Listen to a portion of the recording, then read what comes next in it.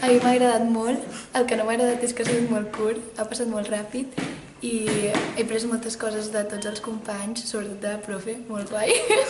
I no sé, era una cosa que mai havia fet i m'ha pres molt com a persona. A mi m'ha agradat molt, o sigui, he après molt sobre teatre.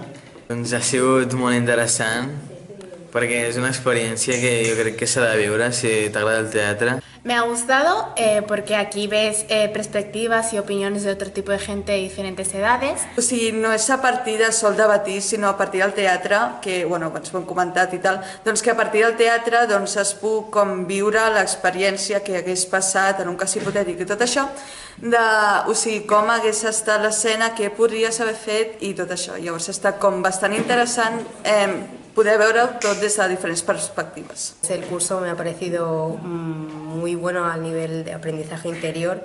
Creo que entras con unas creencias y acabas con otras, te hace removerte por dentro y creo que te hace, aparte de los valores que ya tengas, te hace tener muchos más, ¿no? Y poder, los que ya tienes, poder exprimirlos al máximo y si no tienes algunos, pues tenerlos. Creo que ha sido un proyecto muy interesante, que ha sido muy diferente a muchas cosas que había hecho y que el entorno era muy distinto y por tanto es algo que enriquece mucho a una persona y que es una gran oportunidad para todo el mundo. Por tanto yo animaría a cualquier persona que me pregunte a que hiciera una cosa así, porque se aprende mucho. Pues me ha parecido súper bien, cumplió mis expectativas y las superó incluso.